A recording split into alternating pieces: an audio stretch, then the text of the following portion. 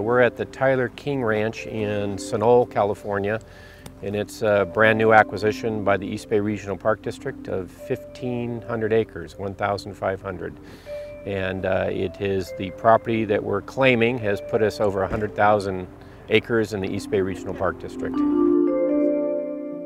We are having a hike today that is going basically straight up to about a 2,000-foot elevation from valley floor. The valley floor is Niles Canyon, and we are hiking straight up the ridge with a wonderful group of people who are exploring this for the first time. This has not been open to the public and won't officially be open to the public for quite some time. Today is an assault of this mountain peak. It's one of the highest peaks in Alameda County, and the views, particularly on this really grand day, is a really wonderful and clear day today, so we have spectacular views.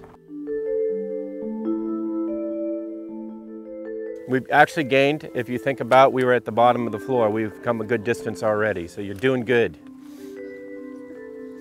We have an interesting hip bone from a cow with a praying mantis egg cluster in there.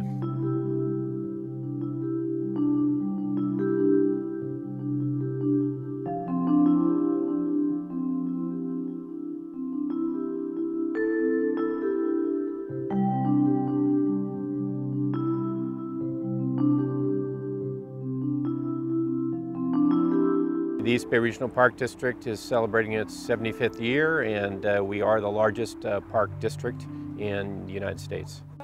What's in these holes? Pardon me? The big holes? Ground squirrels. And very, very important. They're the food.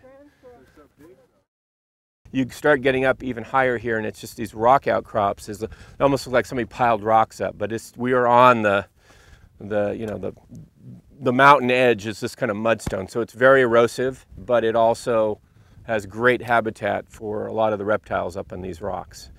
It also protects the ground squirrels. Ground squirrels, as you've seen all the holes, are the primary raptor food, and they're what's called a keystone species. In other words, the ground squirrel burrows are also the home of salamanders and snakes and bugs and everything, so really important. And throughout the two counties, particularly in the 60s, ground squirrels were really, really poisoned. So in some places, we actually still to this day don't have ground squirrel populations coming back very quickly. But in a lot of areas, they're very well established, including this property. So if you think this has been private for all these years, they clearly were not killing a lot of the ground squirrels up in this area. So that's why we've already seen 4 eagles. You can see them running around. Yeah, yeah. And it's, if you're an eagle and you've got, binocular vision and you're going to dive on one of these things, after you've hit the rocks a couple of times, you're probably going to wait until they're running through the grassland. So they're a little protected. So off in the distance, they're disappearing. In that direction are 2 golden eagles, came off of these trees and saw this crowd and said, I'm out of here. We're trying to make a system here that ties together not just really large, wonderful recreation parks, but a system that ties together these very diverse habitats that we have in the Bay Area and in our system in the East Bay, trying to link these large public ownerships, both ours and other agencies like watersheds that preserve our water for drinking. And we're trying to connect those together with the trail system, but also they're parks, but they're really important wildlife areas. A lot of this land was all just family ranches. There was no magic to how we got the land. It was farms and ranches, and we were able to buy them over our 75 years. So that's a pretty neat piece of history. The district was very lucky in these economic times to have a core value with our voters, and in November of 2008 approved a $500 million bond measure at a 71.7% vote, which incidentally is the same in 1934 when we were created by the voters. So Save Mount Diablo's done a great job. We have a lot of partnerships with Land Trust, Muir Heritage Land Trust, Tri-Valley Land Conservancy, Save Mount Diablo, or all those land trusts that are around. We have land trusts to protect private ranch land, such as the California Rangeland Trust. So a lot of those groups are doing their part to preserve land, so we don't have to do it all by ourselves. You can see all the major ridge lines and actually valley floors. You're looking at a sweep from Mount Diablo to the north, all the way through Highland Ridge, Brushy Peak out to Altamont Pass. You can almost make out the snow in the Sierras. It's not quite clear enough.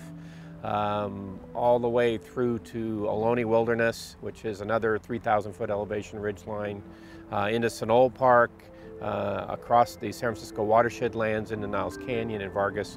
You can see out San Francisco Bay to San Jose, to Loma Prieta in the Santa Cruz Mountains, and you can see down the throat of Niles Canyon over Quarry Lakes Regional Park and also Coyote Hills on the bay.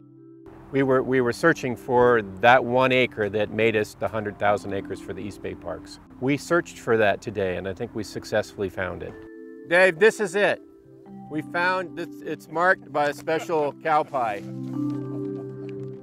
So this is the 100,000th acre.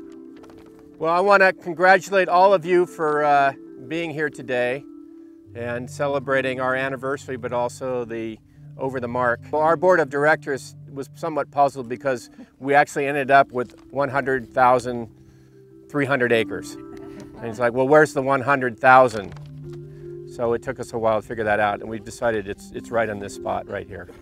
So, and you guys have helped us find it today. What I enjoy most about my job specifically is to know that what we do is something that not just everyday people will enjoy, but will be here long lasting.